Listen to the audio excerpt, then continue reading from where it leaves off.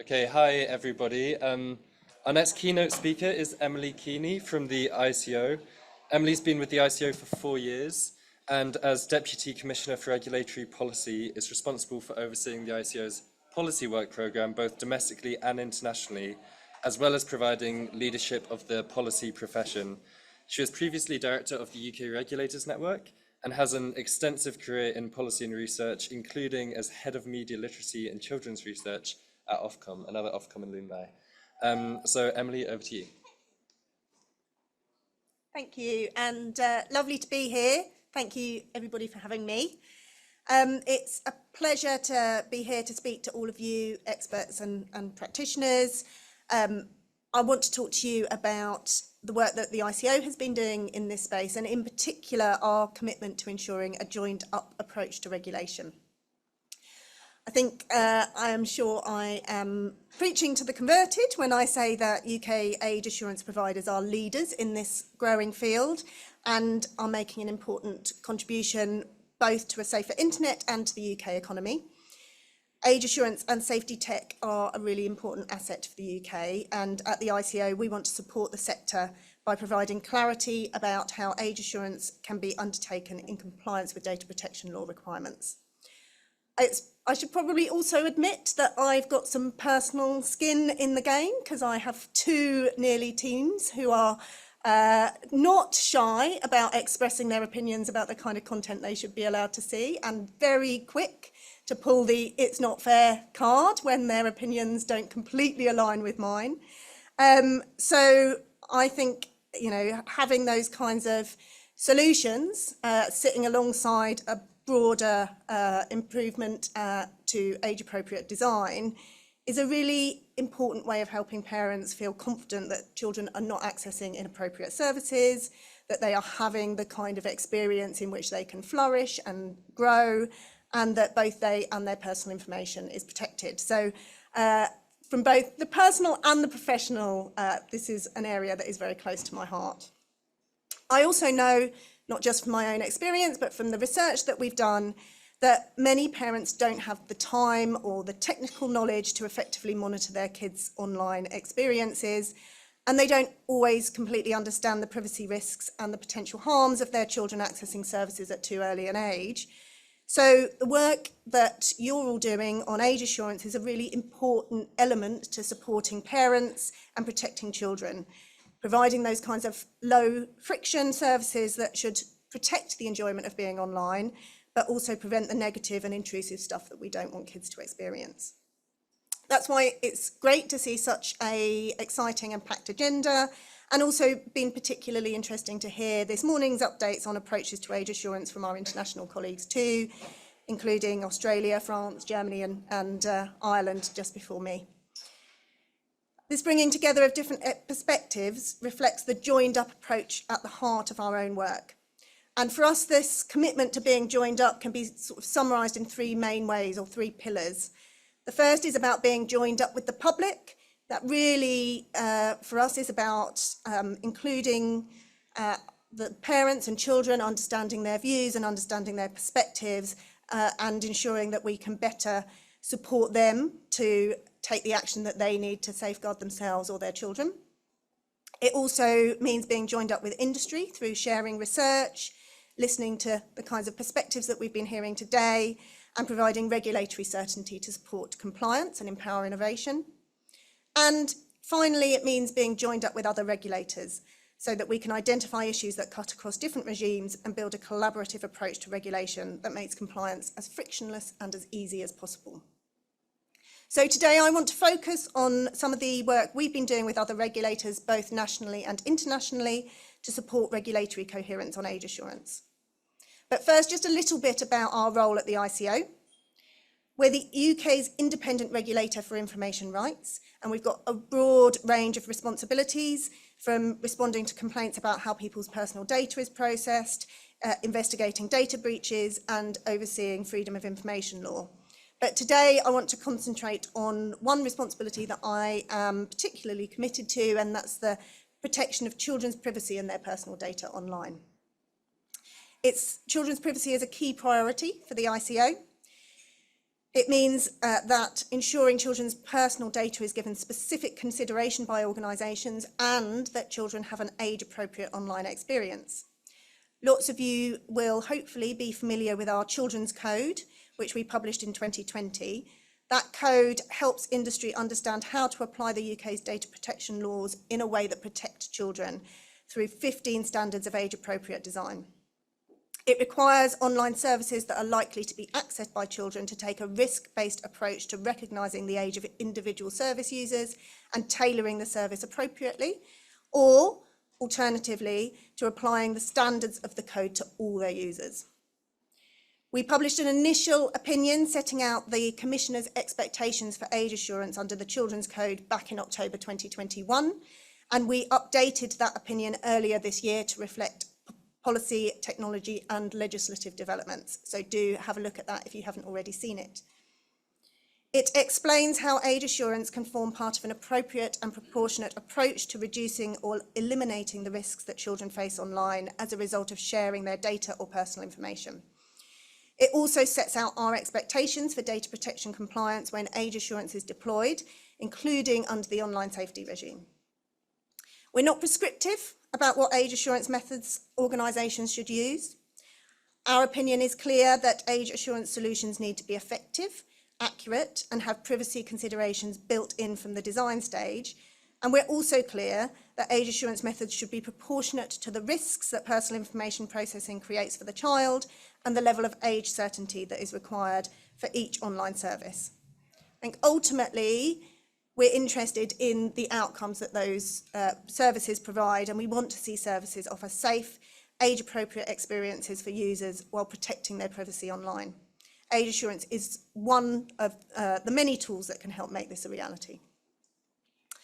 As well as focusing on protecting children, we also have a strategic objective to empower responsible innovation and sustainable economic growth.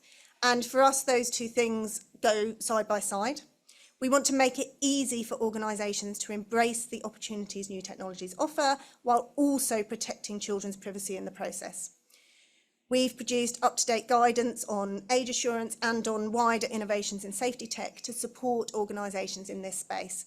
So, for example, in February, we published guidance on content moderation to help organisations understand their data protection obligations when deploying moderation processes. And that's the first in a series of guidance products on online safety technologies that are in the pipeline. Making it easy for organisations isn't just about guidance, though. It also means working with others to bring different parts of the regulatory landscape together.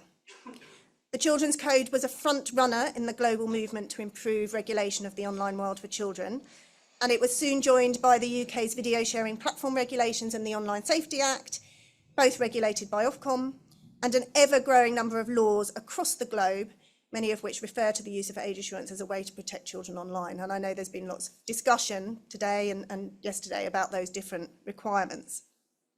We absolutely welcome those developments, but we also recognise that unless regulators coordinate, we risk causing confusion, duplication of requirements, and disproportionate burdens for business. So that brings me back to the point I made at the start and the importance that we at the ICO place on regulatory cooperation. Cooperation with other regulators is essential to tackle global issues, particularly when it comes to these kinds of complicated and intertwined areas like data protection and online safety. In 2020, we created the Digital Regulation Cooperation Forum, the DRCF, with Ofcom, the Competition and Markets Authority, and soon after that, we were joined by the Financial Conduct Authority as well. The DRCF was established to ensure a greater level of cooperation, given the unique challenges posed by regulating the digital landscape. It's helped us provide regulatory cohesion for business and facilitated joint action to protect consumers. Collaboration on online safety and data protection is one of the DRCF's longest standing work streams. The ICO and Ofcom, we're obviously separate regulators, we've got separate remits and legislative frameworks, but there are really clear links and interactions in our work, including where age assurance is used to protect online privacy and keep users safe. For example, age assurance measures can be used by online services to identify the age of their users and protect them from harmful content, but When using age assurance tools, services also have to treat users' data appropriately to comply with data protection law. So it's therefore more important than ever that we work closely to ensure maximum alignment between our regimes and provide certainty for organisations. We've done lots of work via the DRCF to achieve this. So November 2022, we put out a joint statement with Ofcom outlining our commitment to working together to ensuring clarity around the online safety and data protection regimes and our shared ambitions to maximise coherence and promote compliance with both. We said we want providers of online services of all sizes to comply with their obligations and to continue to innovate and grow, supported by regulatory clarity and free from undue burden. We were also clear that developing an aligned approach to age assurance is a priority for our joint work to protect children online. We want to see organisations deploying age assurance solutions with confidence that they are complying with both their online safety and their data protection obligations, and we've been working hard to make that happen. So first, we worked with Ofcom in the development of our updated opinion on age assurance that I mentioned earlier. We engaged with Ofcom from an early stage to ensure our positions were aligned and our messaging for industry was clear and consistent. We also engaged with Ofcom while developing our guidance on the concept of likelihood of access by children, which helps organisations assess whether their online services are in scope of the Children's Code. We're a statutory consultee on Ofcom's codes and guidance under the Online Safety Act, and we've been actively engaging with Ofcom on their suite of products, tackling cross-cutting issues and making sure we're coordinated and consistent. So, as an example, we've engaged with Ofcom in the development of their draft guidance on age assurance for pornography services under the Online Safety Act. That guidance reminds service providers that they should familiarise themselves with data protection legislation and how to apply it to age assurance. It refers to our age assurance opinion and other relevant guidance to help organisations understand the links between the regimes and how to comply with both of them. In spring, Ofcom is going to consult on its Protecting Children Online codes and guidance, and again, we'll be working closely with them on the data protection implications and interactions and making sure that those are joined up.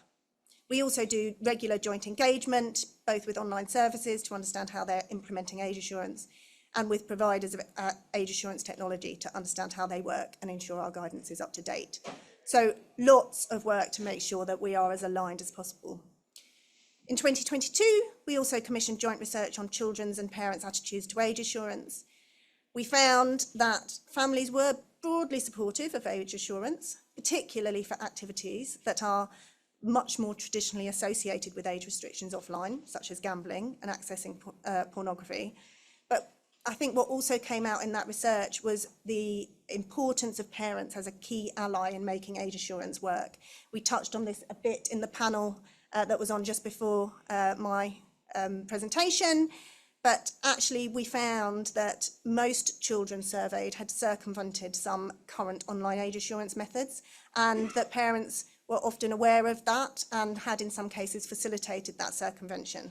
So actually getting parents and children on board is a really important part of making this work.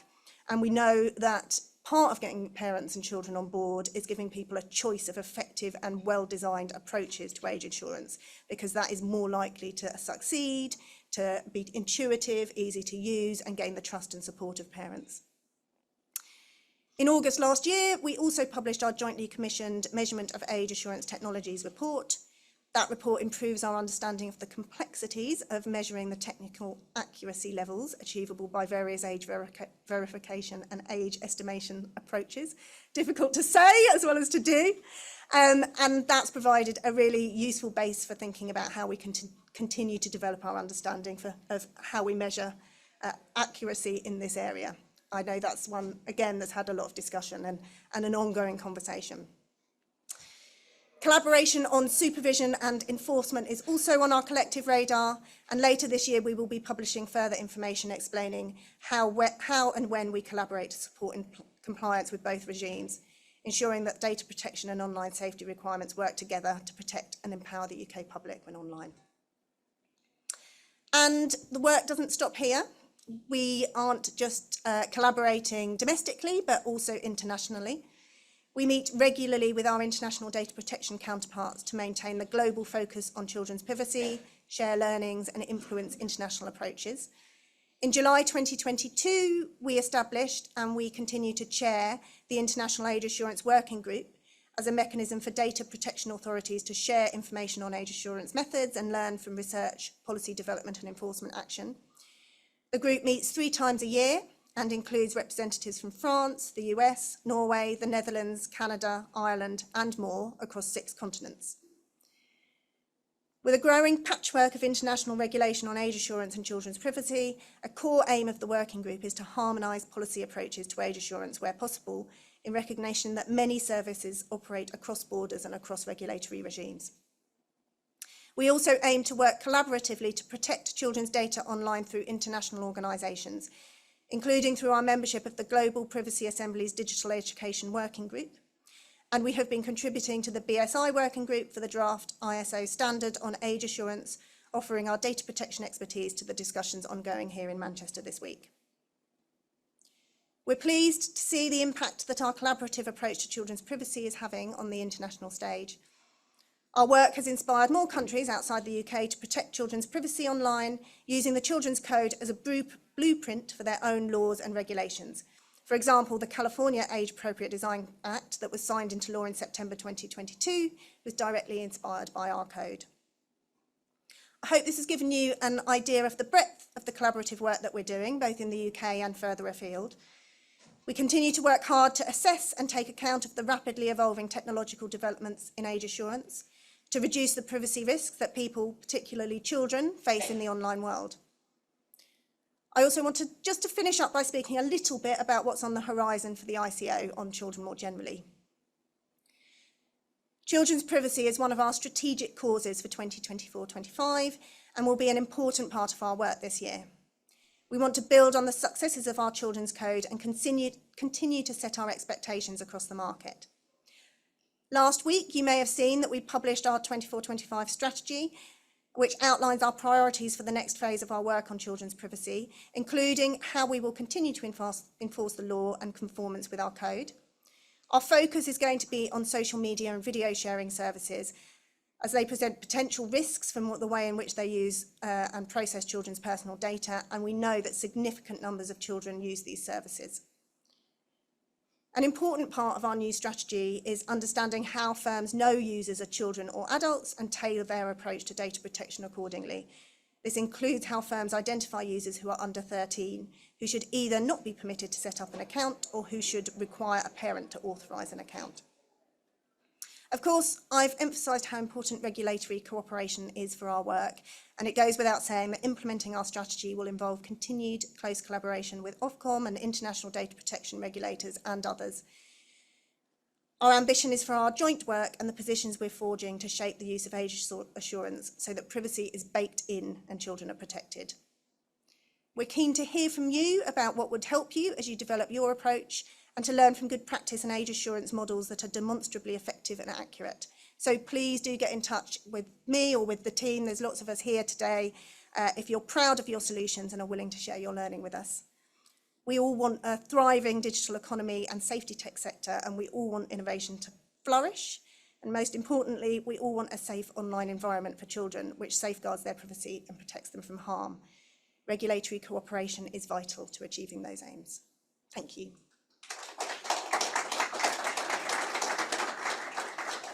Any questions?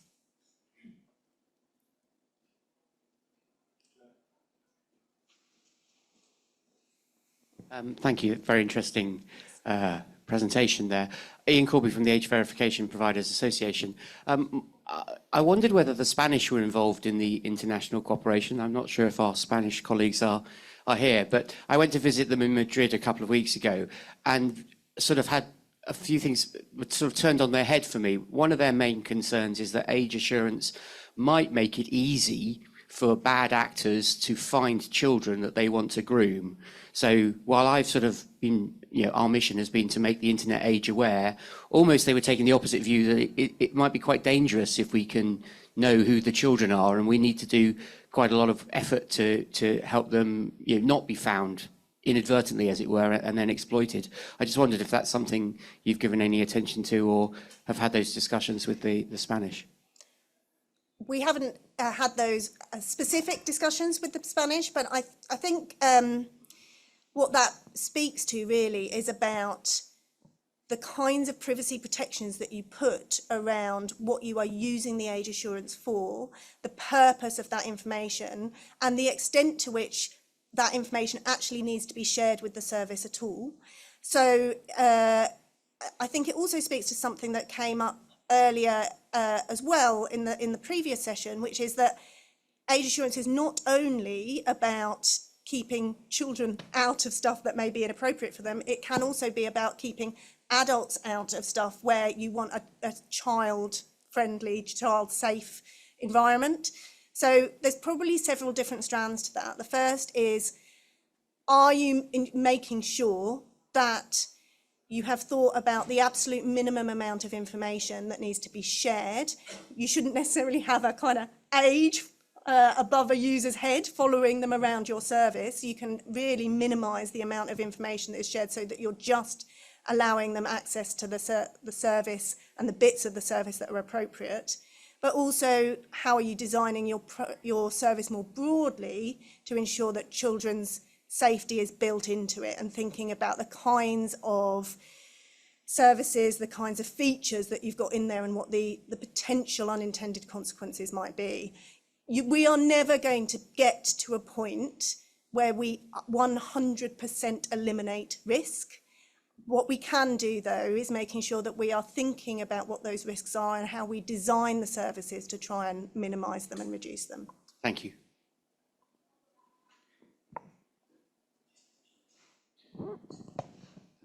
Hi, Tony Allen from Age Check Certification Scheme. My question to you is really around that issue of global regulatory cooperation. And of course, here we are looking at international standards, and there's a kind of a symbiotic relationship between standards and conformity assessment and testing and regulation and the kind of enforcing role of things. So the general idea is that regulators can gain trust and confidence from the marketplace that are investing in conformity with standards and testing and assurance, and sort of helps to free your resources to be able to focus on those that really aren't doing it and taking it seriously. I wonder if you sort of talk a bit about kind of ICO's recent reviews there have been of your kind of, you call it your regulatory intervention policy or something. I don't think that's the exact words, but something similar, where you've actually started to look at that kind of building that trust and confidence in the marketplace using things like standards and certification. Yeah, absolutely. So we have been looking more broadly at our approach to regulatory intervention and how we use the whole range of tools in our toolkit, essentially. Fines and other kinds of enforcement action are an important part of that toolkit, but they are by no means the only part. So we have all sorts of things that we use in order to support organisations to comply, help them understand, help build trust in the market more broadly, and kind of encourage an ecosystem where actually though the threat of enforcement and the threat of a fine is not the only incentive for companies to do the right thing. So that may well be our certification schemes, which are an important part of helping build trust amongst users.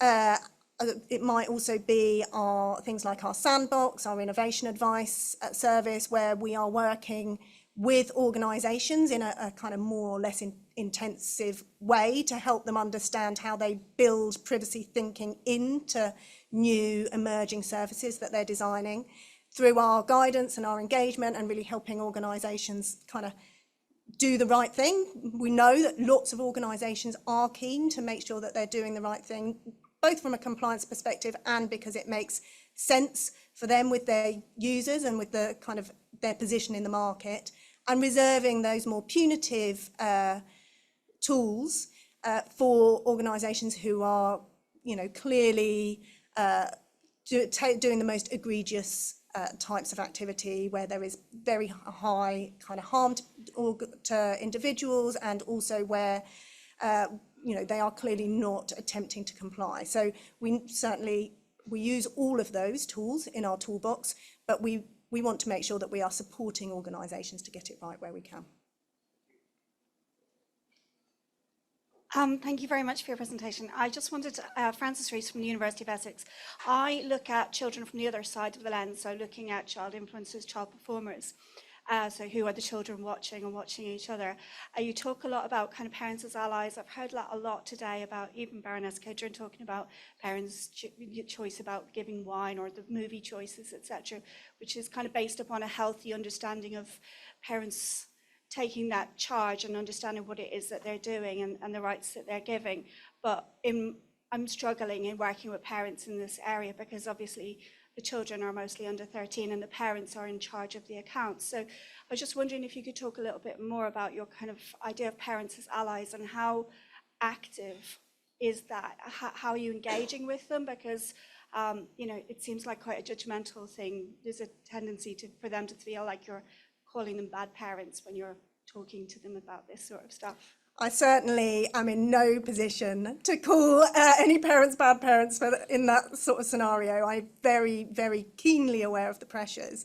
I also think, so we do research with parents, both quantitative research and qualitative research, focus groups, those kinds of things, so that we can kind of get their views, and we also try and do more broadly, depending on the specific issue and what we're trying to achieve, kind of broader outreach through our communications and our engagement with parents. We also work with organisations who have that more direct kind of relationship with and interface with parents too, so that they can feed into our thinking. I certainly don't think it is helpful for us to be saying to parents that if they are not putting in place these measures, or if they are not or if they are, working with their children to say that they're 13, so when they're 12, to access a site that's bad parenting, that's not realistic. It's not realistic from my own experience. It's not realistic from most parents' experience. I think some of this, though, comes back to one of the things that we set out in our opinion is a risk-based approach to age assurance. It doesn't mean that you have to have the same levels of age assurance for everything. It means that you have to have, the higher the risks on a service, the higher level of confidence that you have to have that you've got the right kind of age assurance in place. And that means that there is potentially more flexibility with some of those lower risk things for parents to be kind of, taking up more of those decisions. But it also means that you need to be thinking about how you're designing your services, your age assurance services, and thinking about the kinds of information that you are giving to parents and to children, not just about the nature of the processing, but about why those measures are in place, what they are trying to achieve, and kind of what the benefits are for the child, because that also arms parents then in a conversation with the child who's probably not going to be immediately on that same page. So I think it's a combination of those things. You're happy to take one more question? Yeah. Thank you very much. My name is Mashilo Bolok. I'm from South Africa. I just want, I get fascinated on the relationship that you have with Ofcom, but I just want to know, given that you are the custodians of data protection in the UK, what are the areas of disagreements on age assurance with Ofcom, and how are you managing those? I wouldn't say that there are areas of disagreement. It is more that we have slightly different legislative frameworks, and there are some areas where the Ofcom are required to do slightly different things. So we have slightly different thresholds, we have slightly different requirements. So really, I think a lot of the work comes in working through those differences in the underpinning legislation, what they mean, and how we present that back to organisations in a way that is as clear as possible so they understand what they need to do to comply with the different regimes.